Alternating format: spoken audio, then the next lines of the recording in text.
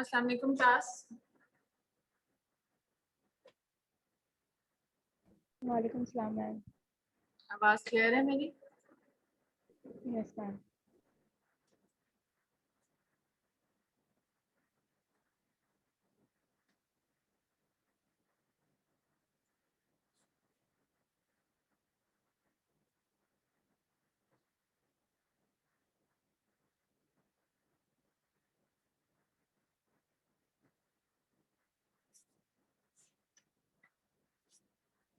चलो स्टार्ट करते हैं। ऐसा लास्ट टाइम हम लोगों ने एक प्रोसीजर पढ़ा था फ्लोरोस्कोपिक। अब हम लोगों ने सारे प्रोसीजर्स पढ़ने हैं। फ्लोरोस्कोपिक प्रोसीजर्स में सबसे पहले हमने जीआई ट्रैक को कवर किया था। अपर जीआई से लेके हम लोगों ने रेक्टम तक उसकी जितनी भी बेरियम स्टडीज थी वो हम लोगों ने पढ़ी थी। और अपर जीआई में हम लोगों ने बेरियम स्वॉलो, देन स्टमक और ड्यूडिनम के लिए barium meal, then small intestine के लिए barium follow through, and then हमारे पास बेरियम नीमा था। ठीक है, ये चार हम लोगों ने उसके अंदर प्रोसीजर्स पढ़े थे। देन हम लोगों ने उसमें देखा था कि all are under fluoroscopy equipment. हमें पता है कि फ्लोरोस्कोपी इक्विपमेंट किस तरह होता है, पेशेंट किस तरह लाए करता है, और एक्सरे ट्यूब जो होती है वो किस साइड पे होती है, कैसे हम स्पॉट इमेजिंग लेते हैं। स्पॉट इमेजिंग का क्या मतलब होता है कि थोड़े थोड़े टाइम के बाद हम लोगों ने उसके इमेजेस लेने होते हैं। ठीक है, और इसके अलावा हम लोगों ने उसके अंदर कॉन्ट्रास्ट पढ़ा था कि कितने टाइप के कॉन्ट्रास्ट होते हैं और कौन सा कॉन्ट्रास्ट हम लोग इसके अंदर यूज करेंगे। लो और स्मॉलर कॉन्ट्रास्ट जो है वो क्या है। ठीक है, कॉन्ट्रास्ट मीडियम को हम लोग इंशाल्लाह एक लेक्चर में कंप्लीट करेंगे कि कॉन्ट्रास्ट कितने टाइप के होते हैं, कॉन्ट्रास्ट लो और स्मॉलर क्या होता है, हाई और स्मॉलर क्या होता है। ठीक है, अभी सिर्फ आप ये याद करो कि इसके अंदर कॉन्ट्रास्ट कौन सा यूज हो रहा है। कॉन्ट्रास्ट का नेम बस याद कर लो कि इस प्रोसीजर के अंदर ये कॉन्ट्रास्ट यूज हो रहा है। ठीक है, देन हम लोगों ने उसके इंडिकेशंस पढ़ी थी कुछ के पेशेंट इस कंप्लेंट्स के साथ आया है तो हम लोग उसके कौन सा स्कैन करेंगे, कौन सा प्रोसीजर उसके लिए करेंगे, क्या कॉन्ट्रा इंडिकेशंस हैं उसकी। ठीक है, फिर कैसे प्रोसीजर परफॉर्म करेंगे, उसके लिए कोई पेशेंट की प्रेपरेशन रिक्वायर्ड है या प्रीलिमिनरी फिल्म्स रिक्वायर्ड है, व्हाट आर प्रीलिमिनरी फिल्म्स, वो हमने पढ़ी थी लास्ट लेक्चर में। ठीक है, फिर उसके अलावा हम लोग स्पॉट फिल्म्स लेते थे। किसी के लिए हम लोगों को उसी वक्त लेने होते थे, कुछ हम लोग टाइम ड्यूरेशन के बाद लेते हैं, 5 मिनट 10 मिनट। ठीक है, इस तरह हम लोगों ने टाइमिंग रखी हुई है कि स्पॉट फिल्म के लिए हम लोगों ने इस तरह इमेजेस लेने हैं। ठीक है, डाई हमें नजर आता है वाइट कलर का। हॉलो स्ट्रक्चर्स वैसे हमें नॉर्मली एक्सरेज के ऊपर नजर नहीं आते हैं, हमको अगर हाईलाइट करना होता है तो हम डाई डालते हैं, दैट इज द कॉन्ट्रास्ट। तो वो उस स्ट्रक्चर को हमें हाईलाइट कर देता है। इफ देयर इज ऑब्स्ट्रक्शन तो हमें पता चल जाता है कि नैरोइंग हो गई है आगे। ठीक है, वो वहाँ से कॉन्ट्रास्ट आगे नहीं जा रहा। ठीक है, अगर कोई ट्यूमर्स पड़े हुए हैं, एक्सटर्नल ट्यूमर पड़े हुए हैं जो उसको एक्सटर्नली कंप्रेस कर रहे हैं तो वो उसके एरिया को कंप्रेस कर देंगे। ठीक है, अगर इन्फ्लेमेशन है तो वॉल कैसे हमें इन्फ्लेम्ड नजर आएगी। ठीक है, ये सारी हम लोगों ने कुछ इमेजेस देखे थे। आज हम लोगों ने पढ़ना है गायनाकोलॉजिकल इमेजिंग। दैट मीन्स ये भी एक अंडर फ्लोरोस्कोप एक प्रोसीजर है, बट हमने गायनी की स्टडीज करनी है इसके अंदर। ठीक है, ये क्यों ज़रूरी होता है, इसकी क्या इंडिकेशंस होती हैं और ये किन पेशेंट्स में किया जाता है, ये आज हम इस पर कंप्लीट पढ़ेंगे। अगेन ये एक फ्लोरोस्कोपिक प्रोसीजर है। अगेन इसके अंदर कॉन्ट्रास्ट मीडियम यूज होगा। कॉन्ट्रास्ट कौन सा यूज होगा, किस तरह यूज करेंगे, किस तरह इंजेक्ट करेंगे, पहले हम लोग एनाटमी देख लेंगे। ठीक है, उसके बाद हम लोग उसके जो है ना कुछ एबनॉर्मेलिटीज देख लेंगे कि अगर नॉर्मल इस तरह है तो एबनॉर्मल उसके अंदर क्या क्या चीजें आ सकती हैं जो कि हम लोग को इमेजिंग के ऊपर नजर आए। ठीक है, गायनेकोलॉजिकल इमेजिंग में सबसे पहले हमें पता है कि जब भी हम लोग गायनी का स्कैन करते हैं तो we have different modalities to evaluate diseases of the gynae. ठीक है, उसके अंदर नंबर 1 एक तो है हिस्टेरोसल्फिंजियोग्राफी। ठीक है, नाम काफी बड़ा है इसको जो है ना हिस्टेरोसल्फिंजियोग्राफी इज अ एक्सरे टेक्निक। इसके अंदर एक्सरेज यूज हो रहे हैं, इसके अंदर सोर्स हमारे पास एक्सरेज है, एक्सरे इमेजिंग है। ठीक है, उसके अलावा हम लोग क्या अल्ट्रासाउंड बड़ा कॉमन है गायनी के लिए। हम लोग ओवरीज को देखते हैं, उसके अंदर यूट्रस को देखते हैं, उसके अंदर एंडोमेट्रियल लाइनिंग देखते हैं। अगर कोई अबनॉर्मेलिटी है तो अल्ट्रासाउंड के ऊपर हम लोग उसको फौरन से पिक कर सकते हैं। ठीक है, देन सीटी and MRI for the detail imaging. अगर हम लोगों ने बहुत डिटेल देखना है तो हम लोग सीटी और एमआरआई की तरफ जाते हैं। अदरवाइज हम लोग अल्ट्रासाउंड और एक्सरेज के ऊपर ही मोस्टली जो है वो इसकी इमेजिंग करते हैं। ठीक है, एक्सरेज के ऊपर क्या होता है उस प्रोसीजर को कहते हैं हिस्टेरोसल्फिंजियोग्राफी और अल्ट्रासाउंड। अच्छा, अल्ट्रासाउंड के ऊपर हम लोगों को स्ट्रक्चर्स बड़े अच्छे क्लियरली नजर आ जाते हैं, जिस तरह मैंने आपको पहले बताया था। हम यूट्रस को देख सकते हैं इजीली, ठीक है। इसके अलावा हम ओवरीज को अच्छे से देख सकते हैं, बट हमारे पास फिलोपियन ट्यूब होती है जो कि कनेक्ट करती है यूट्रस को ओवरीज के दरमियान, जो दोनों साइड्स पे ट्यूब होती हैं। उनको हम लोग जो है अल्ट्रासाउंड के ऊपर नॉर्मल विजुअलाइज नहीं कर सकते हैं। वो बिल्कुल थ्रेड लाइक स्ट्रक्चर्स होते हैं जो फिलोपियन ट्यूब्स हैं, ठीक है। वो हमें अल्ट्रासाउंड पे नजर नहीं आती। क्या होता है कि समटाइम्स पेशेंट जो है वो इनफर्टिलिटी के साथ आता है कि कंसीव नहीं कर पा रहा है या उसको कोई और प्रॉब्लम है इनफर्टिलिटी की। तो हम लोग सबसे पहले देखते हैं कि उसकी जो फेलोपियन ट्यूब है वो कोई ब्लॉक तो नहीं है, ठीक है। उसके लिए हम लोग इसकी इमेजिंग करते हैं स्टेरोसल्फिंजियोग्राफी, जो कि उस थ्रेड लाइक फेलोपियन ट्यूब है उसके अंदर भी डाया जाएगा और हमें नजर आएगा कि आया ये प्रॉपर जा रहा है पोरस चैनल्स के अंदर, पूरी ट्यूब हाईलाइट हुई है कि नहीं। अगर ब्लॉक होगी तो वो हमें डाय उस तक एक एक स्पेसिफिक पॉइंट तक जाएगा और हमें आगे नजर नहीं आएगा। दैट मींस उस जगह पे ब्लॉकेज हुआ है, ठीक है। ये तो इसमें हम पहले कॉन्ट्रास्ट देंगे ये हिस्टेरो में। स्टेरो में कॉन्ट्रास्ट देंगे, इट्स अ कॉन्ट्रास्ट इमेजिंग। हम फ्लोरोस्कोपिक प्रोसीजर आज हमने पढ़ना ही स्टेरोसल्फिंजियोग्राफी है, ठीक है। It's a fluoro procedure. इसके अंदर फ्लोरोस्कोपिक प्रोसीजर जिस तरह है, इसके अंदर उसी तरह हम डाया इंजेक्ट करेंगे, फिर उसके बाद हम इसकी इमेजेस लेंगे और जो स्ट्रक्चर्स हमें जिस तरह एक्सरेस के ऊपर हमें एसोफिगस या हमें पूरी जीआई ट्रैक प्रॉपर नजर नहीं आती, इसी तरह हम लोग को एक्सरेस के ऊपर गायनी के सॉफ्ट टिश्यूज नजर नहीं आते हैं। तो हमने उन स्ट्रक्चर्स को हाईलाइट करना है। For that we will inject contrast. किस तरह, कौन सा, वो आगे हम पढ़ते हैं, बट जो इमेजिंग मोडेलिटीज गायनी के लिए नॉर्मली यूज होती हैं, एक्सरे बेस्ड, अगर मैं पूछूं एक्सरे बेस्ड गायनेकोलॉजिकल इमेजिंग कौन सी है, यू शुड नो इट्स स्टेरोसल्फिंजियोग्राफी, ठीक है। देन नॉन आयनाइजिंग कौन सी हो गई, अल्ट्रासाउंड एंड एमआरआई। और सीटी जो है देन अगेन एक्सरेज है, बट सीटी और एमआरआई हम लोग डिटेल इमेजिंग के लिए इसको रेफर कर रहे होते हैं। Mostly x rays that is salpingo and ultrasound के ऊपर ही हम लोग जो है ना डिजीजेस को डिटेक्ट कर सकते हैं। What is hysterosalpingography? इसको HSG भी कहते हैं, also known as uterosalpingiography, ठीक है, is the radiographic procedure to investigate the shape of the uterine cavity and the shape and potency of the fallopian tubes. This means it is a special X-ray using dye to look at the womb, uterus, and the fallopian tube. This is the definition that stereosalpingiography is a radiographic procedure. X-ray इसकी source है, इसके अंदर क्या investigate करते हैं, इसके अंदर हम यूट्रस, फेलोपियन ट्यूब्स को देखते हैं, ठीक है। अगर उसकी पैथोलॉजीज हैं, उसकी एक तो एनाटमी, नॉर्मल एनाटमी देखते हैं, अगर शेप है तो हमें आगे हम शेप्स भी पढ़ेंगे कि डिफरेंट कंजेनिटल कुछ शेप्स होती हैं जो कि डिफरेंट होती हैं, वो क्या प्रॉब्लम कॉज कर सकती हैं, ठीक है। एक तो एक नॉर्मल एनाटमी हम लोगों ने इसके अंदर पढ़नी है, दूसरी इसके अंदर हम लोग पैथोलॉजीज को भी रूल आउट करते हैं and very important fallopian tube की पोटेंसी, ठीक है। फेलोपियन ट्यूब हिस्टेरोसल्फिंजियोग्राफी में बहुत इंपॉर्टेंट है। बाकी चीजें हम अल्ट्रासाउंड के ऊपर भी देख सकते हैं, यूट्रस के अंदर जो भी पैथोलॉजीज आती हैं, ठीक है। और लेकिन जो फेलोपियन ट्यूब है उसकी पोटेंसी हम लोग अल्ट्रासाउंड के ऊपर नहीं देख सकते हैं। फॉर दैट हम लोग हिस्टेरोसल्फिंजियोग्राफी करते हैं। पेशेंट आते ही वो वाले हैं स्टेरो के लिए जो कि इनफर्टिलिटी का ज्यादातर उनके कंप्लेन होता है, ठीक है, कि वो कंसीव नहीं कर सकते हैं। फिर उनको हम लोग ये वाला टेस्ट कर लिखते हैं कि भाई आप लोगों ने हिस्टेरो करवा के आना है, ठीक है। ये कैसे होता है? बेसिकली तो हम लोगों ने फिलोपियन ट्यूब को देखना ना कहीं वो ब्लॉक तो नहीं है। अच्छा, what are the indication? Patient क्यों करवाएगा हिस्टेरोसल्फिंजियोग्राफी? Number 1 is the infertility, very common, mostly यही इसी उसके साथ आते हैं इंडिकेशंस के साथ कि patient can not conceive, infertility है, ठीक है, उसके लिए।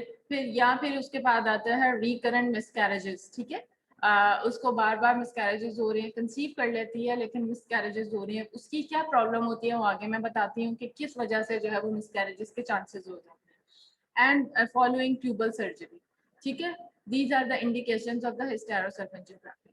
What are the contraindication? Pregnancy या प्यूरिलेंट डिस्चार्ज अगर है तो हम उनके अंदर हिस्टेरोसल्फिंजियोग्राफी नहीं करेंगे। ऑब्वियसली प्रेग्नेंट वुमेन है, प्रेगनेंसी है, उसके अंदर हम क्यों करेंगे? वो जो है फीटस को जो है वो जो है डाई जो है वो हार्म कर सकता है और हमें ज़रूरत नहीं होती। ऑब्वियसली हमारे यूट्रस के अंदर फीटस होता है तो उसके अंदर हम डाई कैसे जान सकते हैं? तो pregnancy is the contraindication and the other one is the purulent discharge. कोई भी डिस्चार्ज जो है ना ड्यू टू इन्फेक्शन ही होता है। अगर पेशेंट को बहुत ज़्यादा डिस्चार्ज है तो हम उसको जो है वो हिस्टेरो नहीं करेंगे, बिकॉज इट्स पहले ही उसको इन्फेक्शन की वजह से अगर हम कोई एक्सटर्नल कोई भी चीज़ या मतलब जिसमें डाई इंजेक्ट कर रहे हैं तो वो इन्फेक्शन को और ज़्यादा मतलब क्या कह सकते हैं और इन्फेक्ट कर सकता है। ठीक है, कॉन्ट्रास्ट मीडियम इसके अंदर दोनों यूज हो सकते हैं, हाई ऑस्मोलर कॉन्ट्रास्ट मीडियम भी और लो ऑस्मोलर कॉन्ट्रास्ट मीडियम भी, but volume should be 10 to 20 ml। ठीक है, अच्छा, equipment we know it's a fluoroscopic procedure, fluoroscopy unit with a spot film device. इसमें भी फिर उसी तरह हम स्पॉट फिल्म्स लेते हैं थोड़े थोड़े टाइम के बाद, क्योंकि हमें पता है कि कॉन्ट्रास्ट में आगे मूव करना है, थोड़े टाइम के बाद वो उसने फुल कर देना है कैविटी को, यूट्राइन कैविटी को, उसके थोड़ी देर बाद उसने आगे फेलोपियन ट्यूब में कॉन्ट्रास्ट में जाना है। ठीक है, देन हम लोग आगे देखते हैं इसको। एंड यूट्राइन कैन अच्छा vaginal speculum, these are the equipment used for the hysterosalpingography. एक तो इक्विपमेंट हो गया जो फ्लोरोस्कोपी का पूरा यूनिट है, उसके अंदर एक्सरे ट्यूब ऊपर होती है, देन हमारा जो बाकी टेबल होता है और उसके नीचे हमारे पास एक्सरे ट्यूब होती है, ऊपर इंटेंसिफाइंग स्क्रीन होती है जिसके ऊपर इमेज डिटेक्ट होता है एंड देन मॉनिटर पर डिस्प्ले होता है। ये तो होगी मशीन यूनिट हो गया पूरा। देन हम लोगों के पास कुछ और इंस्ट्रूमेंट्स होते हैं जिसको हम लोग यूज करते हुए स्टेरो करते हैं, that is the vaginal speculum. ठीक है, वल्सलम, फॉरसेप्स, यूट्राइन कैनुला और 8 of pediatric Foley catheters। ठीक है, these are the equipment used for the hysterosalpingiography। This is the normal anatomy. ये दरमियान में क्या है, हमारे पास यूट्रस है, यूट्रस की दोनों साइड्स पे जो ट्यूब्स जा रही हैं, this is the fallopian tubes that are attached to the ovaries. ये गोल गोल जो है राइट एंड लेफ्ट ओवरी। ठीक है, यह यूट्रस, सेंटर में यूट्राइन कैविटी, ये पूरा यूट्रस है, ये यूट्राइन कैविटी, कैविटी से एक फेलोपियन ट्यूब इस तरफ जा रही है, एक फेलोपियन ट्यूब इस तरफ जा रही है, अटैच विद द ओवरीज। ठीक है, जब रिप्रोडक्शन होती है, जब ओवुलेशन होती है, यू ऑल नो कि ओवुलेशन के अंदर कैसे हमारा जो एग है वो यहाँ से डिस्पैच एक होके फेलोपियन ट्यूब के थ्रू यहाँ जाता है। अगर प्रेगनेंसी होती है तो क्या होता है कि हर मंथ जो हमारा फर्टिलाइज्ड एग है वो क्या होता है स्पर्म के साथ कहीं पे भी इसीलिए कहते हैं ना एक्टोपिक प्रेगनेंसी में क्या होता है, एक्टोपिक प्रेगनेंसी में यहाँ फेलोपियन ट्यूब के अंदर ही कहीं जो है वो फर्टिलाइज हो जाता है स्पर्म के साथ, तो वो नुकसानदेह होता है। ठीक है, वो एक्टोपिक प्रेगनेंसी होता है, उसको फौरन उसको खत्म करवाना होता है इस प्रेगनेंसी को। तो नॉर्मली क्या होता है, एग को यहाँ से रिलीज करके स्पर्म के साथ अटैच करके इस यूट्राइन कैविटी की वॉल के साथ यहाँ पे कहीं पे या यहाँ पे भी कहीं पे भी जो है ना इसको अटैच होना चाहिए, वो एक नॉर्मल प्रेगनेंसी होती है। ठीक है, फिर क्या होता है कि एग रिलीज हुआ स्पर्म के साथ, फर्टिलाइज्ड हुआ और इधर इम्प्लांट हो गया, इम्प्लांट हो के फिर वो जो है आगे प्रोसीड करता है हमें प्रेगनेंसी का सारा जो भी प्रोसीजर है, फिटस आगे फिर फर्स्ट ट्राइमेस्टर सेकंड ट्राइमेस्टर में आहिस्ता आहिस्ता आहिस्ता आहिस्ता बढ़ता जाता है। ठीक हो गया, so this is the normal anatomy. अच्छा, ये देखो हिस्टेरोसल्पिंजियोग्राफी के अंदर ये हमारे पास सिरिंज है, हमारे पास कैथेटर है, इसके थ्रू जो है हम लोग कॉन्ट्रास्ट इस कैविटी के अंदर इंजेक्ट करते हैं। ठीक है, ये व्हाइट कलर का क्या है, हमारे पास कॉन्ट्रास्ट है। ठीक है, थ्रू वजाइना हम लोग इंसर्ट करेंगे कैथेटर को और यूट्राइन कैविटी के अंदर उसको रखते हुए हम लोग फिर उसको आहिस्ता आहिस्ता से उसके अंदर कॉन्ट्रास्ट इंजेक्ट करते जाएंगे। वो पहले हमारे, अब ये देखो एक्सट्रेस के ऊपर देखें तो एक्सट्रेस के ऊपर हमें इस तरह नजर आएगा, नॉर्मली हमें कैविटी नजर नहीं आती, जब कॉन्ट्रास्ट डालेंगे देखो ओवरीज तो नजर ही नहीं आ रही है। ठीक है, तो नॉर्मल क्या होना चाहिए कि नॉर्मल उसने पहले यूट्राइन कैविटी को फिल करना है, फिर उसके बाद उसने फेलोपियन ट्यूब को, एंड देन उसका नॉर्मल स्पिलेज होना चाहिए कि यहाँ से हमें रिलीज होता हुआ कॉन्ट्रास्ट फील हो, उसकी जो हमारी पेल्विक कैविटी है उसके अंदर हम लोगों को कॉन्ट्रास्ट जाता हुआ उसका स्पिलेज नजर आए। अगर स्पिलेज हो रहा है दैट मीन्स कि कॉन्ट्रास्ट बाहर निकल रहा है वहां से, इसका मतलब है कि वो पेटेंट है। ठीक है, और इसका मतलब है कि उसकी फेलोपियन ट्यूब ब्लॉक नहीं है, अगर ब्लॉकेज होगी तो वो हमें आगे उसका कॉन्ट्रास्ट मूव करता हुआ फील नहीं होगा। ठीक है, examination is done between the 4th and the 10th day in a patient with a regular 28-day cycle, जिसका नॉर्मल साइकिल पीरियड्स का 28 डे का होगा, उसके अंदर हम पेशेंट को बुलाते हैं। इसकी स्पेसिफिक डेट्स होती हैं, हम कभी भी नहीं बुला सकते, इसके लिए उसको कहते हैं कि हम उसके पीरियड्स के 4 से 10 डे के दरमियान में उसको बुलाते हैं अगर उसका नॉर्मल साइकिल 28 डे का। ठीक है, दिस इज इम्पोर्टेंट, ये आपने याद रखना है। ठीक है, एप्रीहेंसिव पेशेंट्स में नीड प्री मेडिकेशंस, कुछ पेशेंट्स होती हैं जो कि डरती हैं या उनको पेन फील होगा या कुछ ऐसा, उनके लिए हम लोग paracetamol 2 tablets prior to the examinations दे देते हैं। ठीक है, हाउ इज हिस्टेरोसल्पिंजियोग्राफी परफॉर्म, इस कैसे परफॉर्म की जाती है, ये अगर आप देखो इसके अंदर ये पेल्विक कैविटी है, नॉर्मल हम अगर इसका एक्सरे करें तो हमें बोन्स नजर आएंगे, इसके अंदर ये हमें स्ट्रक्चर नजर नहीं आएंगे। अगर हम ये देखें तो इसके अंदर कॉन्ट्रास्ट देखो, थ्रू वजाइना आगे यूट्राइन कैविटी और दोनों साइड्स पे ये थ्रेड लाइक जो छोटी छोटी बारीक सी हैं, these are the fallopian tube. और ये हमें स्पिलिश भी फील हो रहा है इसके अंदर से निकलता हुआ, ठीक है, इसके अंदर से कॉन्ट्रास्ट निकल रहा है दोनों साइडों से। That means this is normal, दोनों फेलोपियन ट्यूब जो है वो नॉर्मल है, पेटेंट है, इसके अंदर कोई ब्लॉकेज नहीं। नॉर्मली हमें इस तरह का नजर आना चाहिए। अगर कोई एक साइड जो है वो हमें ब्लॉक है, हम कह सकते हैं कि उसकी right side fallopian tube block है, या जिस तरह भी हम रिपोर्ट करेंगे, but this is the normal hysterosalpingiography. In hysterosalpingiography, a thin tube is threaded through the vagina and cervix. A substance known as contrast medium material is injected into the uterus. A series of X-rays or fluoroscopy follows the dye, which appears white on X-rays as it moves into the uterus and then into the tubes. कोई मुश्किल, कोई परेशानी, कुछ समझ ना आया? Proper जो मैंने आपको एक्सप्लेन कर दिया वही है कि थ्रू वजाइना हम कॉन्ट्रास्ट को स्लोली इंजेक्ट करते हैं, फिर उसके बाद हम उसकी एक्सरेज लेते हैं कुछ कुछ टाइम के बाद, और उसी तरह हमारा जो डाई है वाइट कलर का नजर आता है वो आगे मूव करता जाता है through into the fallopian tubes. Spillage of the material into the peritoneal cavity needs to be observed. This is very important कि इससे हमें पता चलता है कि जो उसके ट्यूब्स हैं दोनों वो पेटेंट है या ब्लॉक है. It is a vital role in treatment of infertility, especially in case of fallopian tube blockage. क्योंकि मैं आपको बता चुकी हूँ कि infertility में ज्यादातर चांसेस होते हैं कि उसकी fallopian tube ब्लॉक है, इस वजह से जो है वो कंसीव नहीं कर पा रही है. ठीक है, तो उसके लिए फिर हम ये टेस्ट करवाते हैं कि आपने टेस्ट करना है, तो जो है हमें पता चल जाएगा कि उसकी fallopian ट्यूब ही ब्लॉक है. ठीक है,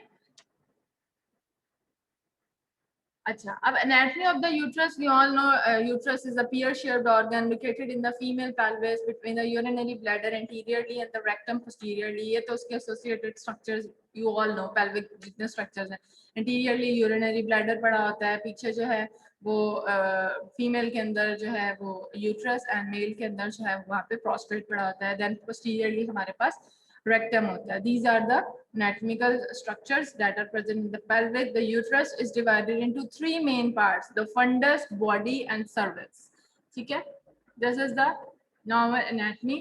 ये हमारे पास क्या है, नीचे वजाइना, वजाइना से ऊपर यहाँ पे यूट्रस का सबसे पहला पार्ट जो ब्लू कलर का है, this is the cervix, yellow is the body, and जो ऊपर आपको डोम नजर आ रही है, this is the fundus of the uterus. these are the three main parts of the uterus. ठीक है, vagina, cervix, ये body, and this is fundus, fallopian tubes and ovaries. Clear? और ये किस तरह अटैच होते हैं, ये ब्रॉड लिगामेंट जो वाइट कलर के हैं ये अटैच करते हैं यूट्रस को ओवरीज के साथ. ठीक है, ये यूट्रस की वॉल और इधर ovaries.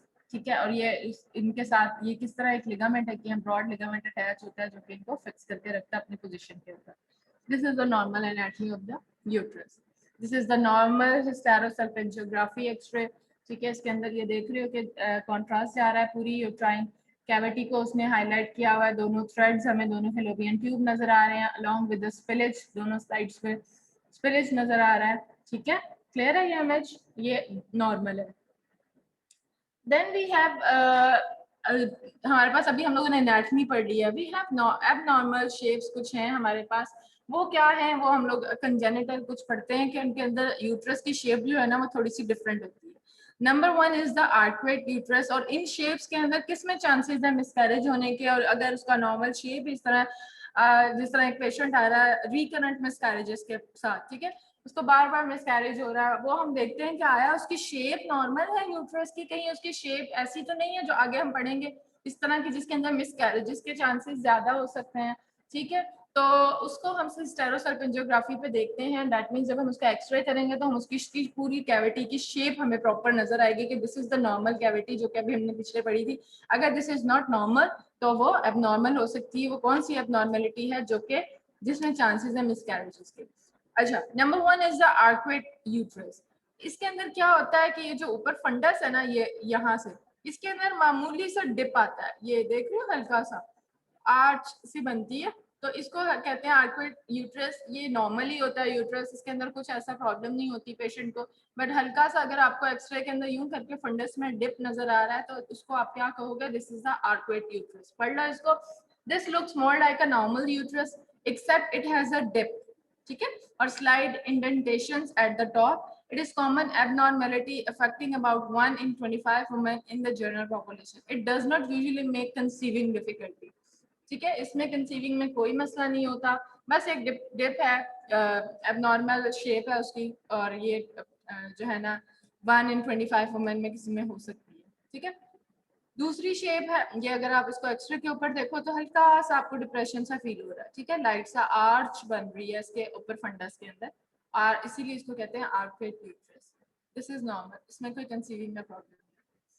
Number 2 is the septate uterus. नाम से ही हमें पता चल रहा है कि यूट्रस जो है उसके अंदर सेप्टेशन है।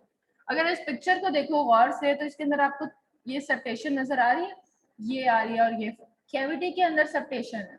ठीक है, तो इसलिए इसको कहते हैं सेप्टेड यूट्रस। इसके अंदर क्या प्रॉब्लम हो सकती है? A uterine septum, that is a separate uterus, is the most common congenital uterine malformation, comprising roughly 1/3 of the uterine abnormality. Since it is a congenital condition, that means that is present at birth. ये congenitally septate uterus होता है। A uterine septum is a band of fibrous tissue that partially or completely divides the uterus. ठीक है, ये जो band हमें नजर आ रहा है फाइब्रस टिश्यू का सेंटर में, that will divides the uterus into two. Usually without a good blood supply. If a fertilized egg implants on the septum, the placenta is unable to grow properly and miscarriages is likely happen.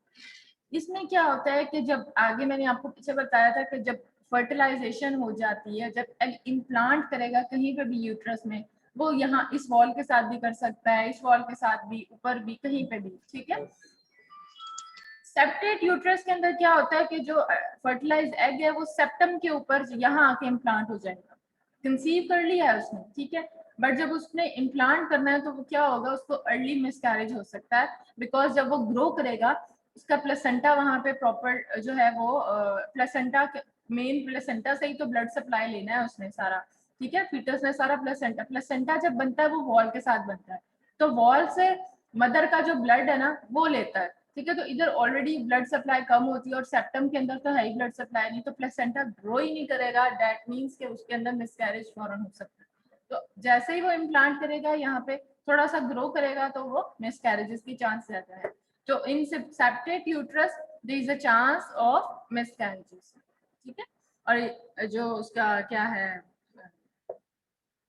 Reason है वो मैं आपको बता चुकी हूँ कि placenta will grow at the septum, जहाँ पे ब्लड सप्लाई कम होगी, और प्लेसेंटा जो है वो मेन जो ब्लड सप्लाई सारा प्लेसेंटा से ही फीटस को जाता है, तो मिसकैरेज हो सकता है। The septum may extend only part way into the uterus, partially septate uterus, or it may reach as far as on the cervix, complete septate uterus. Partial septates are more common than complete septates. अब ये partial है, नीचे से देख रहे हो इसका थोड़ा ये ओपनिंग है। समटाइम्स क्या होता है, सेप्टेट यूट्रस पूरा का पूरा कंप्लीटली दो में डिवाइड हो जाता है, एक इधर एक इधर, दो कैविटीज बन जाती है। Partial septates are more common than the complete septates. A septate uterus may make it more difficult for you to conceive and may increase your risk of miscarriages.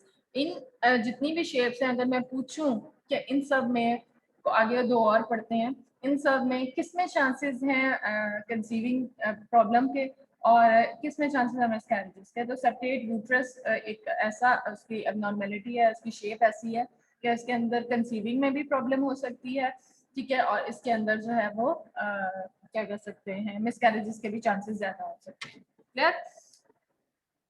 This is the septate uterus, देख रहे हो ये, और ये dip इतना ज्यादा है इसके अंदर कि उसने सेपरेट कर दिया। This is partial septation, this is not complete septation. ठीक है, अब आ गया bicornuate uterus. What is bicornuate uterus? दो कॉर्ना है। ठीक है, अब ये क्या है, bicornuate uterus is a heart shape uterus, essentially a uterus with a dip on the top, जिस तरह आर्क्वेट में थी, इसमें डिप थोड़ी सी ज्यादा होती है। Bicornuate uterus as well as unicornuate and didelphid uterus are considered Mullerian duct abnormality. A Mullerian duct abnormality is a type of congenital abnormality of the uterus. ठीक है, most women with a bicornuate uterus do not have complication, but in some a bicornuate uterus may lead to an increased risk of preterm labor. A bicornuate uterus is not believed to increase the risk of first trimester miscarriage, but it may increase the risk of second trimester miscarriage. अब किसी के अंदर, उसके अंदर तो early miscarriages के chances ज्यादा हैं, ठीक है। दूसरा कंसीविंग में भी प्रॉब्लम है, इसके अंदर कंसीव भी कर लेगा, जो फीटस है फर्स्ट ट्राइमेस्टर जो होता है 3 मंथ्स जो है वो उस तक रह भी जाता है, इसमें चांसेस होते हैं या तो वो सेकंड ट्राइमेस्टर के अंदर जो है वो उसके अंदर मिसकैरेज हो सकता है, या फिर क्या होता है कि प्री टर्म लेबर, अगर वो पूरे फुल टर्म में चला गया है तो उसको प्री टर्म लेबर हो सकती है, 7 मंथ में जो है फीटस जो है डिलीवर हो सकता है, 8 मंथ में हो सकता है, 6 मंथ में हो सकता है, ठीक है। तो ये प्री टर्म लेबर है। तो बाय कॉन्वेट यूट्रस क्या है, ये हार्ट शेप होता है, इसका डिप थोड़ा सा ज्यादा है, इसके अंदर वो क्या कहते हैं, इम्प्लांट तो हो जाएगा, बट वो उसके अंदर प्री टर्म लेबर या फिर सेकेंड ट्राइमेस्टर उसकी मिसकैरेजेस के चांसेस इसके अंदर ज्यादा होते हैं, ठीक है। ये इसके अंदर 2 कॉर्नर्स बन जाते हैं, एक ये और एक ये हार्ट शेप जिस तरह होता है, ठीक है। ये देख रहे हो हार्ट शेप। यूट्रस डायडेल्फिस जो होता है ना, इसके अंदर क्या है, इसके अंदर आप नीचे अगर शेप देखो इसकी, इसके अंदर दोनों कैविटीज भी सेपरेट है, ठीक है, और इसके सर्वेक्स भी दोनों अलग अलग है, ठीक है। एक ये कोई मिल ही नहीं रहे हैं दोनों आपस में, ठीक है। This is when the uterus has 2 inner cavities, दो अलग अलग cavities हैं, ठीक है। each cavity leads to its own cervix and in some cases there may also be 2 vaginas. This is uncommon, affecting about 1 in 350 women. It is possible to conceive if you have this type of abnormality and have a straightforward pregnancy. इसके अंदर जो है pregnancy conceive भी इसका हो सकता है और इसके अंदर pregnancy जो है वो proceed भी कर सकती है। क्या होता है इसके अंदर अलग से सर्वेक्स, अलग से 2 मतलब कैविटीज बन जाती हैं, एक इस तरफ एक इस तरफ, इसके अंदर जो है इसकी एक ओवरी, इसके अंदर एक ओवरी, ठीक है। तो क्या होगा, 2 वजाइना भी हो सकते हैं इसके अंदर, ठीक। तो इसके अंदर हमें 2 cavities along with 2 cervix, this is another congenital abnormality, इसके अंदर चांसेस हैं यस कंसीव करने के, and pregnancy will proceed normally, ठीक हो गया। बायकॉर्नेस बायकॉलिस, ठीक है। अब इसके अंदर अगर आप देखो तो 2 ही हमें कैविटी से 2 सर्विक्स नजर आएंगे, 2 separate cervical cannula and 2 separate uterine cavities, ठीक है। यूनिकॉर्नेट यूट्रस, अब उसके अंदर 2 थे, अब इसके अंदर एक ही है, एक ही फेलोपियन ट्यूब और एक ही उसका ओवरी होगी, this is another congenital abnormality. और अगर आप इसकी शेप देखो तो ये शेप के अंदर इस तरह हमें बायकॉर्नेट यूट्रस नजर आएगा। This is the half the size of a normal uterus and there is only 1 fallopian tube. Because of its shape, it is described as a uterus with 1 horn. It is a rare abnormality affecting about 1 in 1,000 women in the general population. It develops in the earliest stages of the life when the tissue that forms the uterus does not grow properly. If you have a unicornuate uterus, you probably have 2 ovaries. Okay? Only one will connect it to the uterus with the fallopian tube because एक ही तो fallopian tube है जिसने इसके साथ attach हो. As long as there is one healthy developed horn, it is perfectly possible to conceive. However, it does put you at greater risk of miscarriage. Conceive हो सकता है, but greater risk of miscarriage. In unicornuate uterus, 1 cavity. This is unicornuate, ठीक है। अब आ जाओ, ये तो normal shape, ये तो हम लोगों ने शेप्स पढ़ ली कुछ एबनॉर्मल। अब आ जाओ कुछ प्रॉब्लम जिसके अंदर हमें डिजीज भी नजर आ सकती है। Number 1 is the endometrial polyp. Polyp क्या होता है, हमारी जो इनर वॉल होती है उसके अंदर अगर प्रोट्रूजन है, अगर कुछ सॉफ्ट टिश्यू अगर हमें कुछ सॉफ्ट टिश्यू नजर आ रहा है उसको हम पॉलिप कहते हैं। ये एंडोमेट्रियम वॉल के अंदर जो है हमें एक छोटा सा ब्लैक कलर का पॉलिप नजर आया जो वॉल के साथ अटैच होता है, ठीक है। इसमें क्या डाय सारा इसमें इंजेक्ट किया, इंजेक्ट करने के बाद उसने पूरी कैविटी को फिल कर दिया, लेकिन एक जगह पे यहाँ पे हमें एक ब्लैक कलर का छोटा सा बॉल से नजर आ रही है वॉल के साथ, दिस इज द पॉलिप।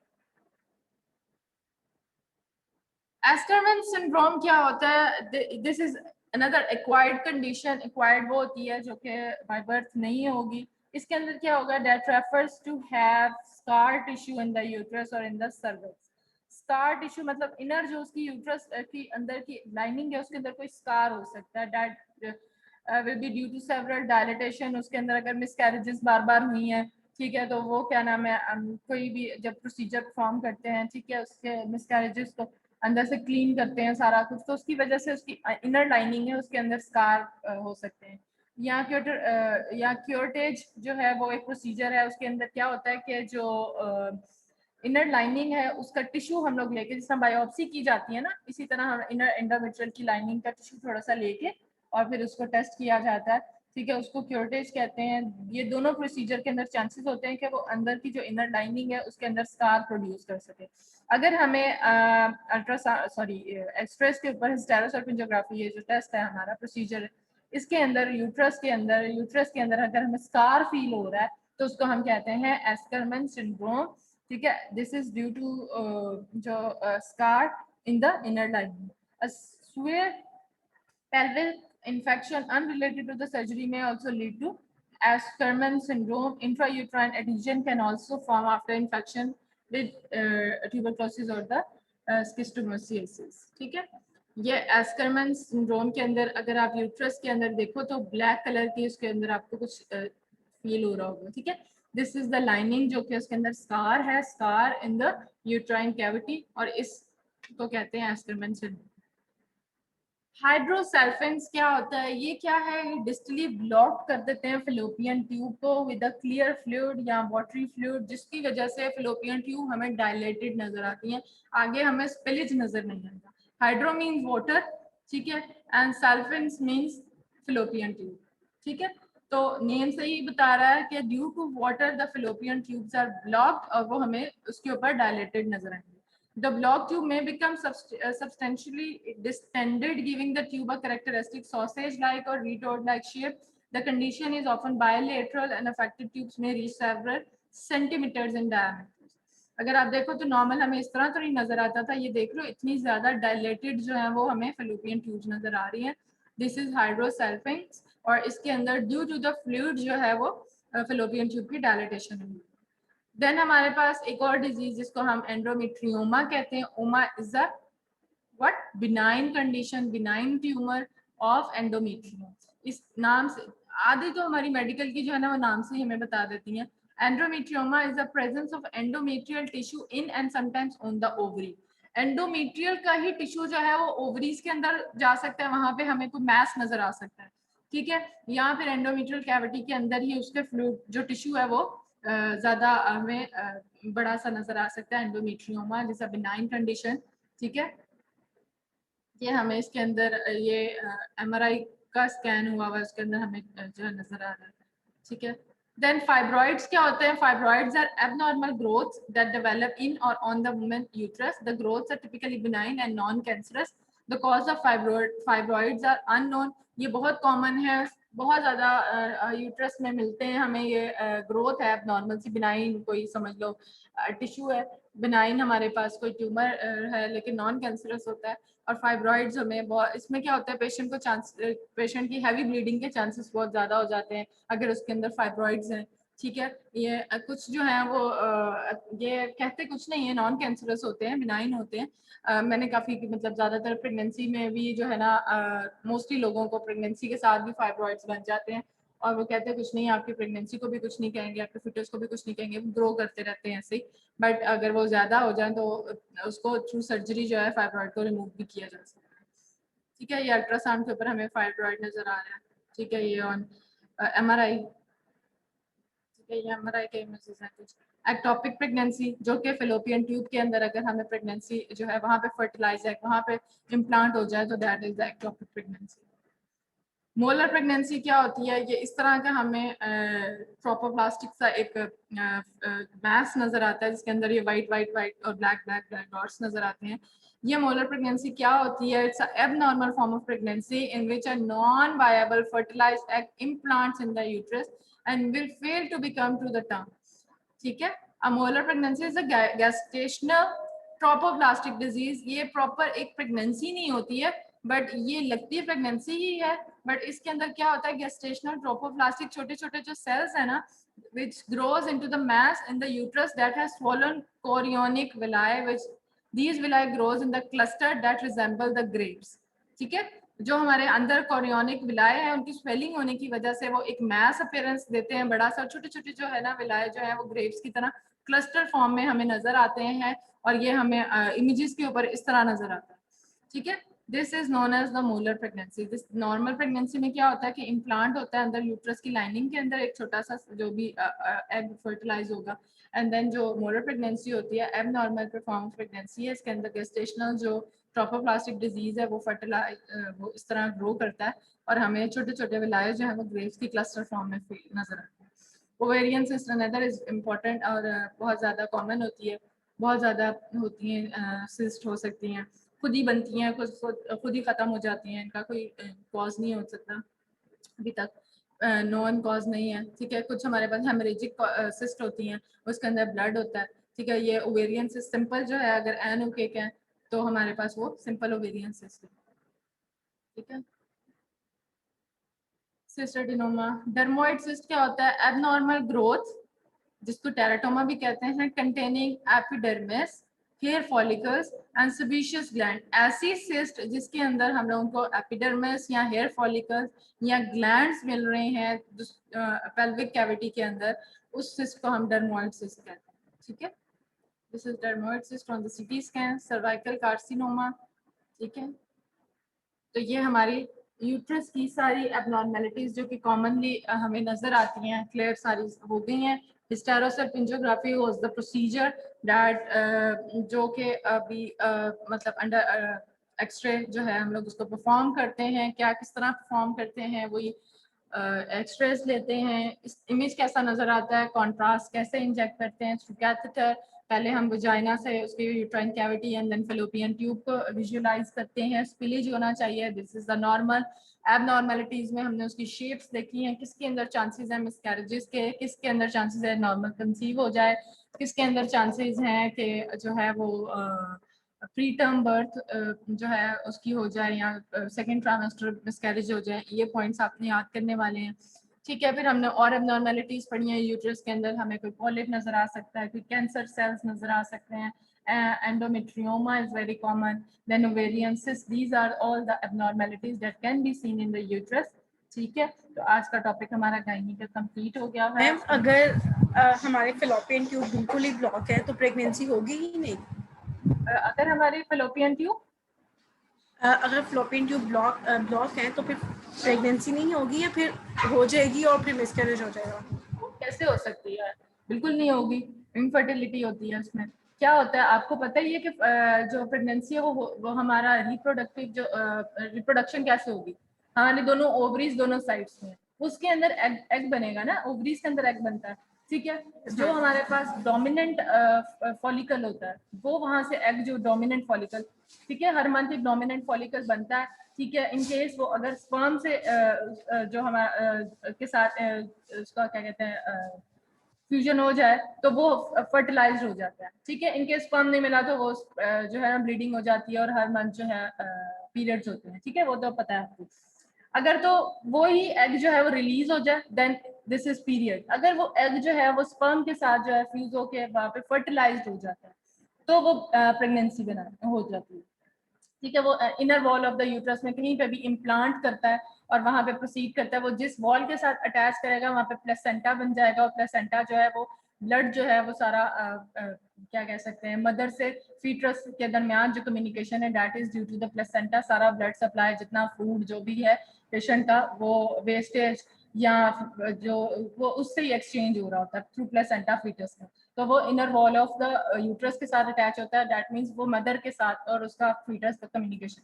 तो एग ने रिलीज होके जो है ना फर्टिलाइजेशन होनी ही एग में रिलीज ओवरी से होना और उसका पाथ क्या है, उसने फिलोपियन ट्यूब से यूट्रस में आना। ठीक है, तो अगर उसका ब्लॉकेज हुआ हुआ है, फिलोपियन ट्यूब भी ब्लॉक है, तो वो एग आएगा कहाँ से? ठीक है, तो उसका वे है, उसका पाथ है कि उसने एग ने ओवरी से निकल के उस फिलोपियन ट्यूब के अंदर से आना है और स्पर्म के साथ मीट करना है। ठीक है, देन प्रेगनेंसी होगी। अगर फिलोपियन ट्यूब ही ब्लॉक है, अगर अच्छा उस केस में प्रेगनेंसी हो जाती है अगर उसका एक साइड की फिलोपियन ट्यूब जो है वो ब्लॉक हो और दूसरी साइड की खुली हो। क्या होता है कि हर मंथ जो है फर्टिलाइजेशन एक महीने एक ओवरी से होती है, अगले महीने दूसरी ओवरी से होती है फर्टिलाइजेशन। ठीक है, एक साथ दोनों ओवरीज फर्टिलाइज नहीं होती। ठीक है, एक महीना एक एग बनाएगा, ओवरी एक बनाएगी एग। ठीक है, अगले महीने दूसरी ओवरी एग बनाएगी। क्या होता है कि जो sometimes for example right side की जो फिलोपियन ट्यूब थी वो ब्लॉक थी, तो इस मंथ जो फर्टिलाइजेशन थी वो राइट ने करनी थी, तो इस मंथ हो सकता है कि उसको प्रेगनेंसी ना हो, लेकिन नेक्स्ट मंथ जो है उसकी अगर फर्टिलाइजेशन होनी थी और जो एग है वो लेफ्ट ओवरी ने बनाया एग और वो रिलीज हो गया, उसकी फिलोपियन ट्यूब खुली हुई थी, ठीक है, वो फिलोपियन ट्यूब के थ्रू ट्रैवल होकर यूट्रस में आया है एंड देन वहाँ पे फर्टिलाइजेशन हुई है एंड देन प्रेगनेंसी, उसमें चांसेस हैं कि अगर एक जो है वो खुली हुई है और एक जो है वो अगर ब्लॉक है, अगर दोनों ब्लॉक हैं तो इनफर्टिलिटी। ठीक है, इसके अलावा कोई और क्वेश्चन?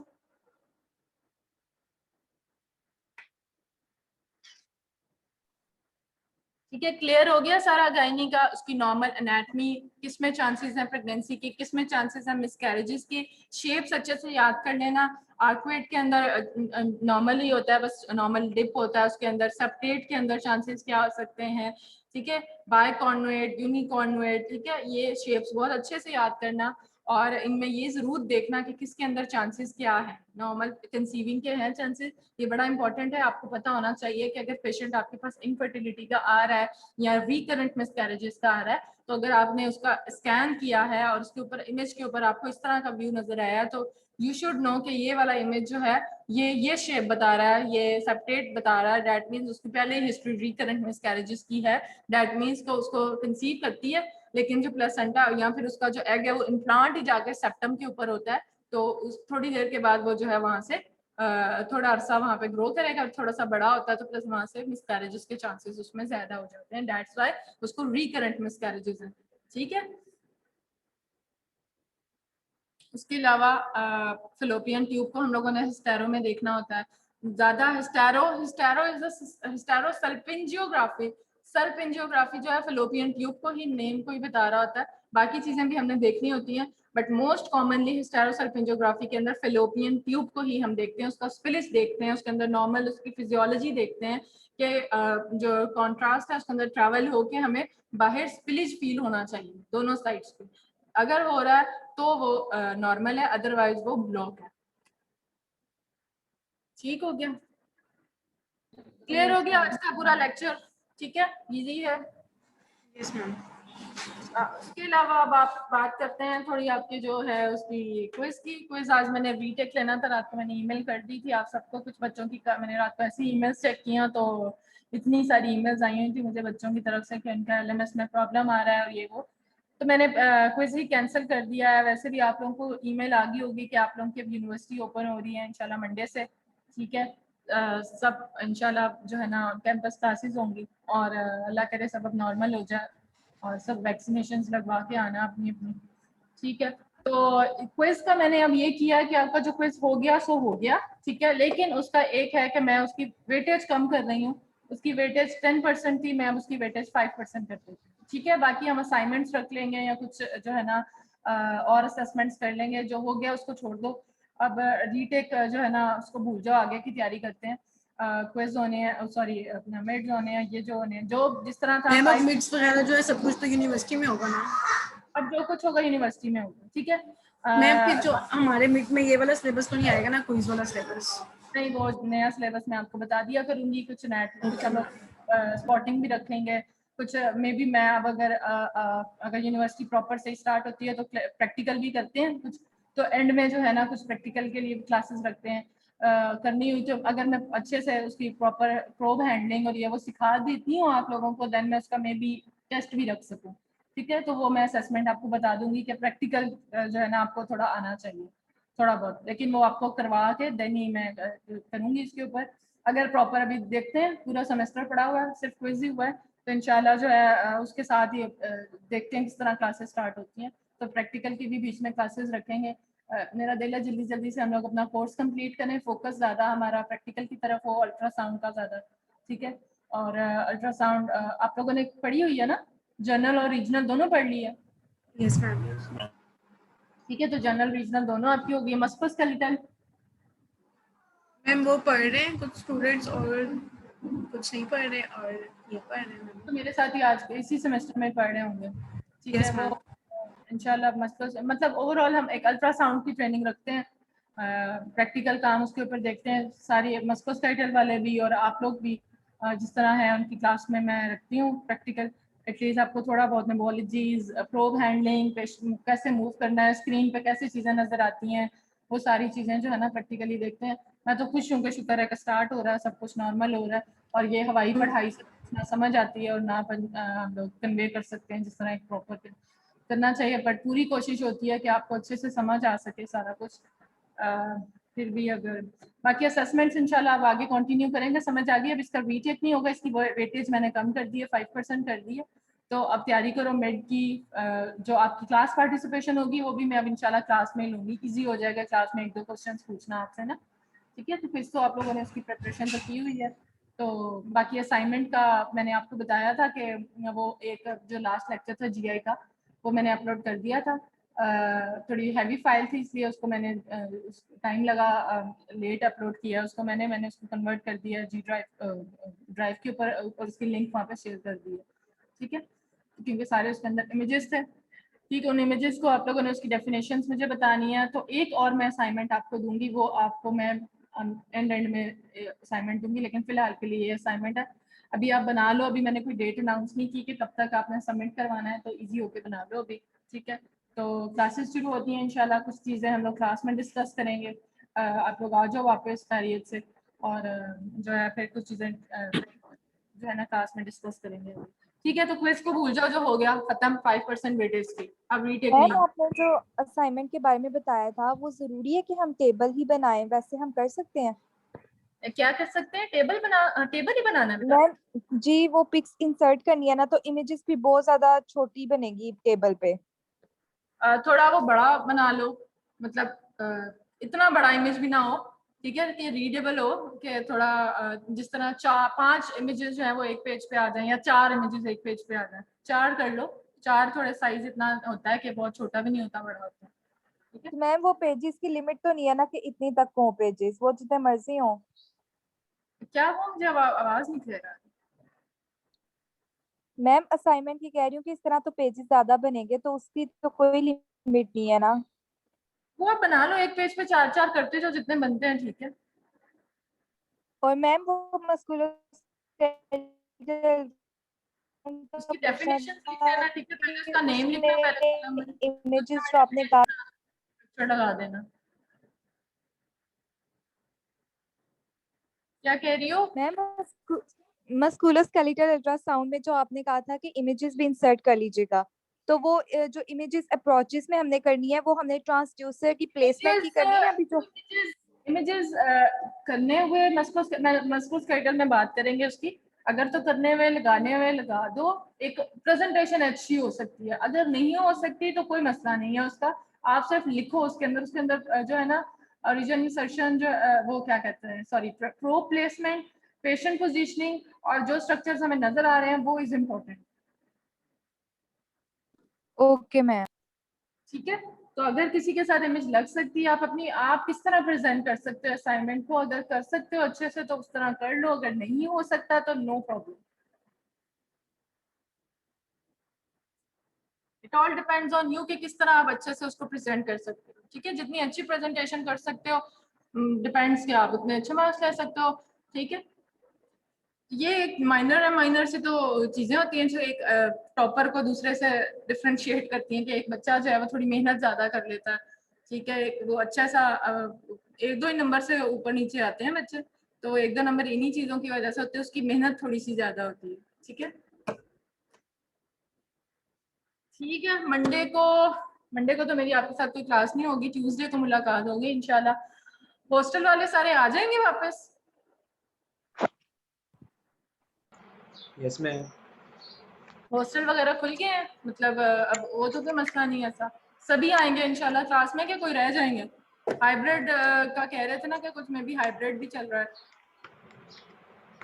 कोशिश करो आप लोग जो आ सकते हैं, जो लाहौर वाले हैं वो तो कंपलसरी आए ना, उनको तो जूते पड़ेंगे अगर वो ना आए, ठीक है। जो आउट ऑफ लाहौर जिनका मसला है, कोशिश करो कि अपने लिए आ जाओ वापस, क्योंकि अब जो चीज़ हो गई पुरानी उसमें हम लोगों का काफ़ी लॉस हुआ है, ठीक है। पढ़ाई में आप लोगों का काफ़ी लॉस, आप लोगों के सेमेस्टर रह गए, अब 1 या 2 रह गए, इंशाल्लाह ग्रेजुएट होने वाले हो, तो ये जो टाइम है ना आप लोगों का प्रैक्टिकल और इन चीज़ों का सीखने का, ये अब ना ऑनलाइन में चीज़ें नहीं समझ आती हैं। वो ऑनलाइन में तो बस ये कि आपने बस पढ़ लिया बस रीड कर लिया बस, अब आप लोग फील्ड में जाना है तो उसके लिए अब आपको तैयार करना है, ठीक है। तो कोशिश करो कि आप आ जाओ यूनिवर्सिटी वापस, ठीक है। जो हॉस्टल वाले हैं वो भी आ जाएं वापस, और लाहौर वाले तो कंपलसरी आए ना, उनको तो कोई बहाना नहीं, ठीक है।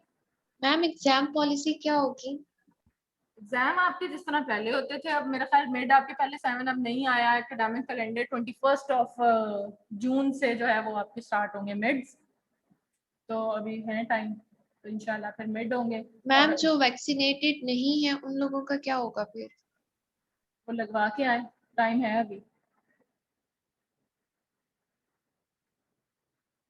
वो अपनी वैक्सीनेशन लगवाएं, उसका जो सर्टिफिकेट होगा वो यहाँ पे शायद आपको दिखाना होगा यूनिवर्सिटी का, मैंने ईमेल नहीं प्रॉपर पढ़ी है, उसमें कुछ लिखा है। जैसे कुछ को फर्स्ट डोज लग गई है और सेकंड डोज में टाइम है, वो तो आ सकते हैं। क्या चीज?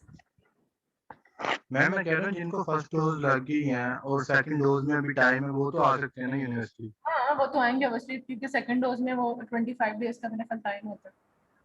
मैम ये वैक्सीन फ्रंटलाइन हेल्थ वर्कर्स को दी जा रही है?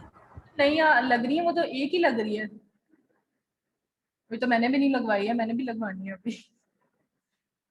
तो मैम जो नहीं लगवाएंगे उन्हें यूनिवर्सिटी में नहीं आने देंगे स्टूडेंट्स को यस मैम। कहा तो यही है उन्होंने, लेकिन अपने लिए अब इतने सारे स्टूडेंट्स यहाँ पे आ जाने हैं, पहले तो हम खाली यूनिवर्सिटी है पूरी, हम लोग भी नहीं अभी लगवाई थी, अब हमें भी लगवानी है कंपल्सरी, ठीक है। 1-2 दिन तक वो भी लगानी है, तो इतना ज़्यादा रश हो जाना है, इतना ज़्यादा क्राउड हो जाना है, तो अपने आप को कोशिश करना बचाना, और इतने ज़्यादा क्राउड में ना जाना, ठीक है। क्लास में तो जो SOPs होने हैं, मास्क वगैरह पहन के रखना अपने, और अब ज़रूरी नहीं है कि आप जो है वैक्सीनेशन लगा के अपने आप को प्रोटेक्ट करें, दूसरों को भी कर रहे हो, ठीक है। तो आप क्राउड में खड़े हो, किसी एक को है, दूसरे को कुछ भी हो सकता है, कोशिश करो लगवा ही लो। मैम वो कह रहे हैं वैक्सीन खराब है। पता नहीं है, बातें ही हैं बस, ऐसा ही है। जब कोई काम नहीं करना ना तो पाकिस्तान वाले ये अफवाहें मशहूर कर देते हैं, खराब है, 2 साल बाद मर जाएंगे, ये हो जाएगा, वो हो जाएगा, फजूल। वैक्सीनेशन क्या होती है? आपकी प्रोटेक्शन ही है। बट एक चीज मुझे भी डाउट करती है कि पाकिस्तान जैसे मतलब इतना भूखा है, 1 रुपए के लिए भी ये फ्री कैसे लगा सकता है इतना। और ये चाइना अगर दे रहा है, जो दूसरी अमेरिका वाली है वो तो मेरे ख्याल पैसों की लग रही है, जो अच्छी वाली कह रहे हैं। अच्छी वाली और उसमें क्या फर्क है कि वो अच्छी वाली है वैक्सीनेशन तो वैक्सीनेशन होनी चाहिए, और ये अचानक इतनी वैक्सीनेशन आ गई है, तो पहले ये जो 2 साल इतना सब कुछ होता रहा है, ठीक है, और पूरे वर्ल्ड में अचानक मुझे तो लगता है पानी घोल घोल के सबको भी लगाई जा रहे हैं, बट कुछ कह नहीं सकते, अब है नेशन वाइड, हम लोगों को अब इसका करना तो है, लगानी तो है। मैम एक बंदे ने लगवाई है, उसकी हालत खराब है। यस मैम, एक हमारी फाइजर करके जो है वैक्सीनेशन कह रहे हैं वो सही है, वो बट लगा कई जगहों पे। मैम मैम हमारी फाइजर तो अभी तक आई नहीं है, फाइजर महंगी है, अभी आई नहीं है यहाँ पे। आई है यहाँ पे, ये अकरम मेडिकल कॉम्प्लेक्स में लग रही है। रेयर चांसेस है। मैम हमारी फैमिली में भी 2 बंदों ने लगवाई है, उनकी इतनी सीवियर कंडीशन है, वो हॉस्पिटल में एडमिट है वैक्सीनेशन क्या लगवाने हुआ? के बाद। करो जरा, मैं तो वो फैन तो बंद वैक्सीन का मैम सिम्टम होता है, वैक्सीन के लगवाने के बाद बुखार होता है और वॉमिटिंग होती है। मेरे घर पे भी मेरे पेरेंट्स की भी लग गई हैं दोनों डोजेस, और मेरे मतलब बाकी 1-2 और लोगों की भी लग गई हुई हैं, ठीक है। तो वो तो पेरेंट्स की भी लगवा ली थी, वो तो लास्ट मंथ ही लग गई थी पेरेंट्स की, तो उनकी तो लगवा ली है। वो तो फर्स्ट डे थोड़ा सा होता है बुखार वगैरह, और बस फर्स्ट डे उनको, और तो कोई मसला नहीं हुआ, ठीक है अल्हम्दुलिल्लाह सब कुछ। मैम जी मैम ये मेमो की जो असाइनमेंट आपने दी है, इसकी मेल आप कर देंगे जरा क्लियरली लिख के कि क्या करना है? असाइनमेंट की ये जो पिछले GI ट्रैक जी की, मैम प्लीज़ ज़रा मेल कर दें इसके अंदर लिख के कि क्या असाइनमेंट है और क्या क्या करना है। मैं आपको बता देती हूँ। आपने एक टेबुलर फॉर्म के अंदर डिजीज को डिफाइन करना है, जो मैंने इमेजेस आपको लास्ट GI में दिखाए थे, जिनका सिर्फ नेम लिखा हुआ था, वो इमेजेस आपने एक्सप्लेन करने हैं, ठीक है। तो आपने उस डिजीज का नेम लिखना है, एक्सप्लेन मतलब कि आपने उसकी 2 to 3 लाइन की डेफिनेशन आपने गूगल पे देखो कि what is this disease is, किस वजह से है, ये क्या है, ये इन्फेक्शन है, ये ट्यूमर है, ये क्या है, और वो इमेज के ऊपर किस तरह नजर आता है, ठीक है, मैम टैबुलेटेड फॉर्म में ज़रूरी है क्योंकि मैंने टैबुलेटेड इस फॉर्म में तरह नहीं मर्जी बनाई बना है। लो, इजी है। अगर उस दूसरी तरह बनाते हो, जैसे इजी लगता है आप लोगों को बना लो। ओके मतलब मैम, थैंक कहने का मतलब ये है कि आपने उसका ये 3 चीजें तो लिखनी है, नेम, डेफिनेशन एंड इमेज। ठीक है, जैसे आप लोगों को इजी लगता है, आपने टेबुलर में बनाना है उस तरह बना लो, दूसरी तरह बनाना है दूसरा बना लो, जितना अच्छे से एक्सप्लेन कर सकते हो कर लो, हेडिंग्स डाल के और जो मर्जी जिस तरह मर्जी। ठीक है, तो आपके लिए यह कि इमेजेस जो है कुछ अभी मैं और भी इमेजेस ऐड करवाती रहूंगी बीच में। ठीक है, तो अभी इस को वो ना करना कि ये फाइनल आपकी वो है, लेकिन मेनली पूरी मेमोग्राफी की असाइनमेंट ये होगी कि आपको इमेजेस रीड करने आने चाहिए, इमेजेस दिखने आने चाहिए। कुछ मैं एक्सरेज के भी आपको बीच में बताऊंगी। ठीक है, ये तो जीआई ट्रैक के थे ना, कुछ एक्सरेज की बताऊंगी कि ये एक्सरे को रीड, चेस्ट एक्सरे बड़ा इंपॉर्टेंट है, वो आपको उसकी एनाटमी एटलीस्ट रीड करनी आनी चाहिए। ठीक है, तो चेस्ट एक्सरे का इमेज जरूर लगाना और उसको लेबल करके लाना और उस लेबल को अच्छे से याद करना। एक तरफ बनाना उसका डायग्राम, इमेजेस सेव कर लेना। ये आपके लिए, आपकी याद करने के लिए इस तरह की असाइनमेंट बना रही हूँ कि आपको याद करना आसान हो। चेस्ट एक्सरे को रीड करना आना चाहिए। ठीक है, कि लंग्स कैसे नजर आते हैं, उसके अंदर ट्रेकिया कहाँ पे ब्लैक क्यों नजर आता है, पीछे इमेज लगाओ और उसको एक्सप्लेन करो चेस्ट एक्सरे को। ठीक, एक्सरे एक्सक्यूज मी मैम, जी मैम जो लोग पाकिस्तान में नहीं है, जो लोग बाहर हैं, और अगर वो जून से मतलब जून के मंथ में अगर वापस ना आ सकें, तो फिर उन स्टूडेंट्स के लिए क्या क्या एग्जाम या मिड टर्म पॉलिसी होगी? अभी तक तो कोई पता नहीं है मुझे इसका, मैं आज पता करती हूँ कि जो आप माहम हो ना, जी आपका कब तक का प्लान है वापसी का? मैम एक्चुअली मैं किसी पेपर वर्क के लिए आई थी और वो अभी तक हुआ नहीं है, तो हम लोग अभी वेट कर रहे हैं इमिग्रेशन ऑफिस से, जैसे ही कोई जवाब आता है तो मैं तभी आ सकूंगी। सो मुझे नहीं लगता कि मैं जून के मंथ में आ सकूंगी, मोस्ट प्रॉब्ली आई गेस जुलाई के फर्स्ट वीक में। चलो, अगर मिड्स उस वक्त तक हो जाते हैं, बाकी असाइनमेंट तो आप ऑनलाइन सबमिट करवा लोगी, क्विज हो चुका हुआ है, मिड ही होगा अगर हुआ तो मिड आपका, अगर मैं पूछ लेती हूँ क्या पॉलिसी है, अगर ऑनलाइन हुआ तो आप जो हैं जिनका कोई है प्रॉब्लम तो फिर ऑनलाइन ही लिया जाएगा। और तो okay okay ma'am, thank you. ठीक है बच्चों, चलते हैं फिर, इंशाल्लाह नेक्स्ट क्लास में मुलाकात होगी। Take care. और इंशाल्लाह अब तो बल्कि फेस टू फेस मुलाकात होगी ट्यूसडे को, राइट? चलो ओके, इधर ही 103 में आपकी क्लास होती है, इधर ही मेरा ख्याल हुआ करेगी बेसमेंट में मैम जो है। ये कितना, मैम ये हाइब्रिड का जो ये कितना पता चलेगा कि 50% स्टूडेंट्स हैं वो कौन से आएंगे और कौन से ऑनलाइन लेंगे उस दिन? हाइब्रिड का मुसीबत है, मैं तो कहती हूँ सभी आए वापस। मैम हाइब्रिड का बोला था है और ना मैम, वाकई में ये बहुत बड़ा मसला है। बहुत मसला है, चुप करके आओ सारे, देखी जाएगी। मैम मारिया मुस्तफा ने नहीं मैम, कुछ हम बच्चे ना इधर से आएंगे कब तक पहुंचेंगे 50% उधर? आएंगे। क्या यूनिवर्सिटी अंदर नहीं आने देगी? मैम मारिया मैम मुस्तफा ने आने कहा देगी। 50% ही बिठाएंगे हम लोग क्लास में। कोई बात नहीं, मैं तुम लोगों को आधों को नीचे जमीन पर बिठा दूंगी, टाट बिछा के ना, पहले जिस तरह पढ़ाते होते थे। आधों को चेयर्स पे बिठा दूंगी, आधों को पीछे टाटों पे बिठा के ना पढ़ाऊंगी, लेकिन पढ़ाना तुम लोगों को मैंने ऑन कैंपस ही है, बहुत हो गया ऑनलाइन। क्लास छोटी है ना, 6 मीटर का फासला कैसे होगा? आधा घंटा एक क्लास को पढ़ा के ना उसको बाहर निकाल के आधी क्लास को दोबारा अंदर बुला के उसको पढ़ा देना, बाहर बिठा देना। मुझे समझ नहीं आती इन्होंने जो हमारे माशाल्लाह कौम के साथ जो करते हैं। 8 बजे जी बाजार बंद हो जाने हैं सब कुछ, और 8 बजे वो रश होता है, वो रश होता है, मतलब आई मीन इतना ज्यादा। आप नॉर्मल टाइम रखो जो एक था, 10 बजे 11 बजे जो भी था, रश तो नहीं होता था ना जब भी जाओ।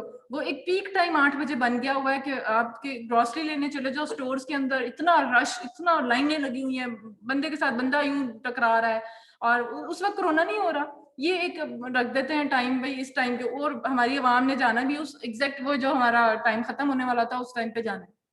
ठीक है, तो वो इस वक्त इतना रश होता है, उस वक्त नहीं सारे कोई एसओपी फॉलो, कोई कुछ नहीं, ये साथ साथ अटैच हुए हैं और पता नहीं क्या चीज।